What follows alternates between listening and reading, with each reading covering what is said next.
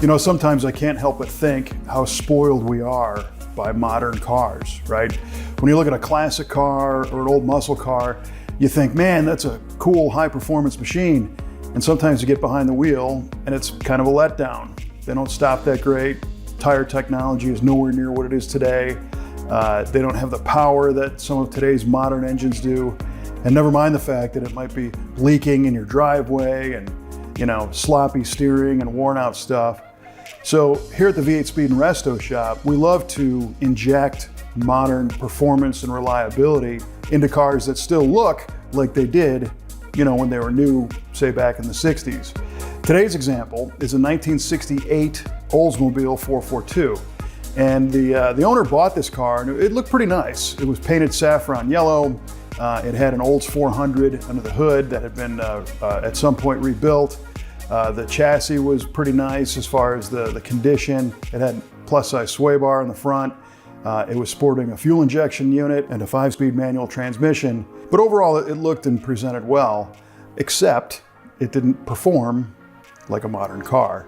So we kicked around some ideas of upgrading the original componentry, but landed on doing a complete new chassis with a different engine and transmission and adding some of those creature comforts with the end goal of having a car that still looked like a 68 442, but drove much, much better. Upon disassembly of the car, we did notice that it had some rust at the base of the dashboard, a little bit of rust in the trunk. And the other modification we knew we needed to make was to modify the floor. We were going to install a Tremec 5-speed manual transmission, which is much bigger.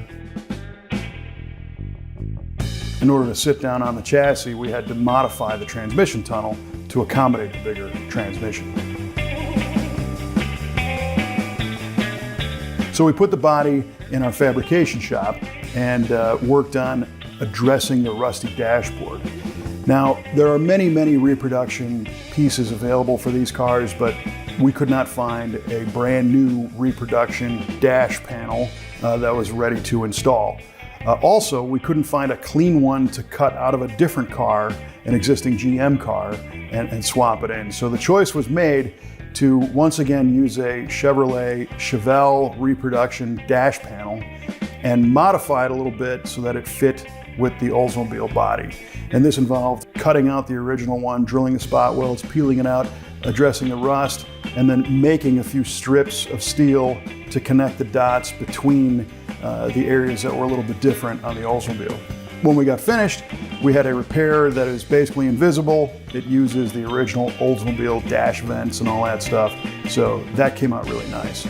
The transmission tunnel we created in the shop, in our fab shop, and you know, had to measure that whole thing out and taper it properly so that it all fit right. And then we were able to weld that in without really disturbing the rest of the floor. At this point, we did have the discussion of, hey, should we just go all the way and paint this whole car? But the owner wanted to really drive this car, wanted to really use it, and didn't really want to worry about chipping up a brand new paint job. So we said, hey, the yellow looks decent. We can go ahead and reassemble this whole thing with the new goodies, and you'll be able to drive it guilt-free. So that's the direction we went.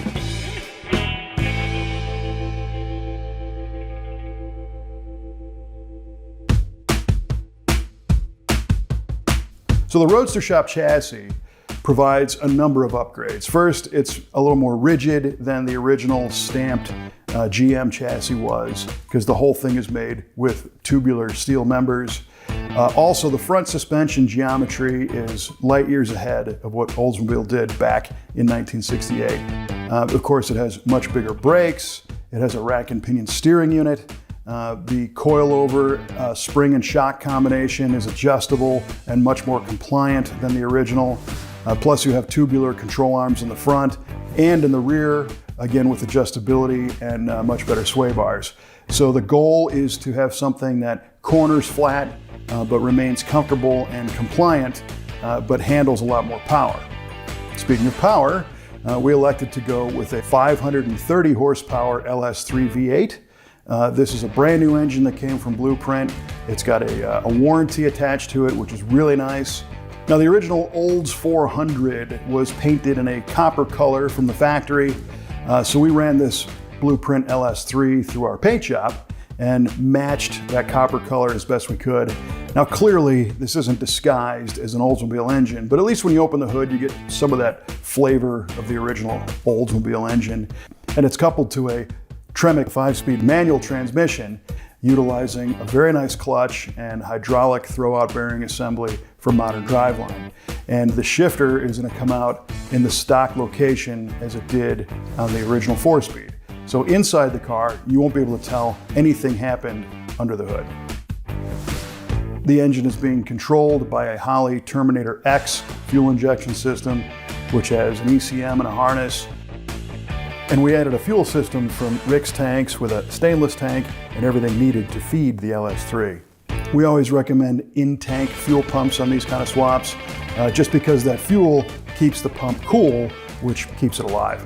And we also installed a Vintage Air AC system to keep the occupants cool. And on the front, we used a Holley mid-mount accessory drive system, which also holds the compressor. Another great upgrade we like to do on these types of cars that are really going to get driven is a hydraulic brake booster. And this uses the steering pump to generate hydraulic pressure, which clamps the calipers much harder than a vacuum booster does, in my opinion, a much more linear and controllable fashion.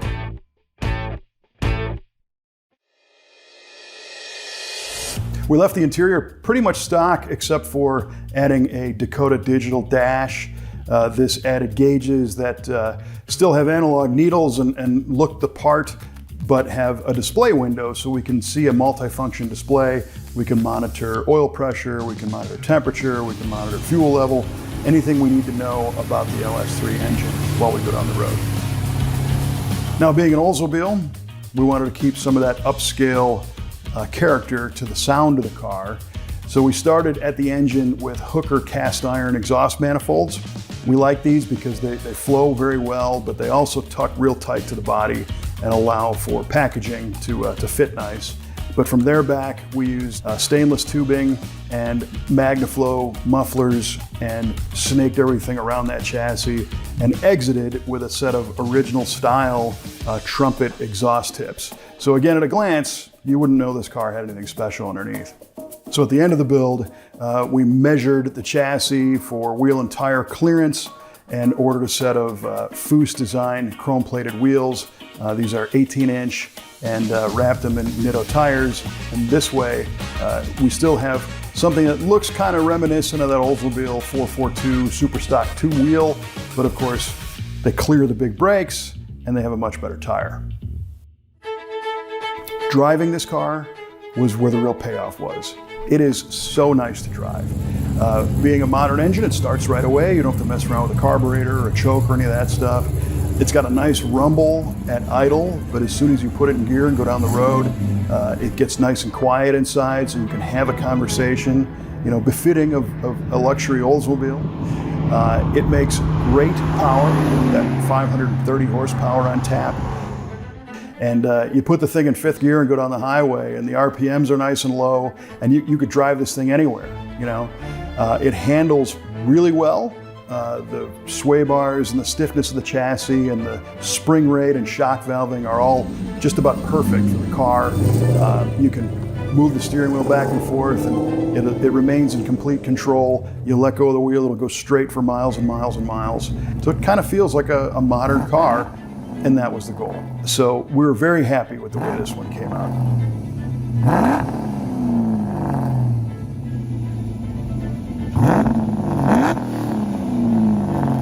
And the proof is that the owner took this car on a bunch of trips, like the Hot Rod Power Tour, and drove thousands of miles, enjoying the trip the whole way.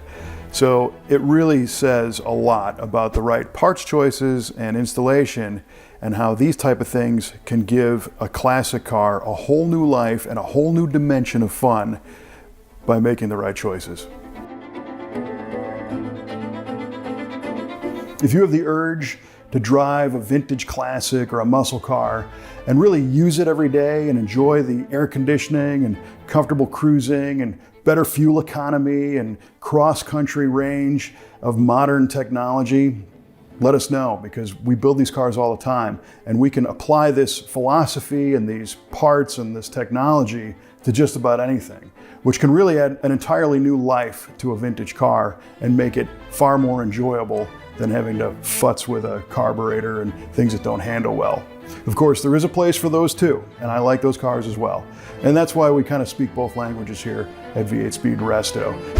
You can reach us at v8speedshop.com, and we're more than happy to chat about your vision for your dream car.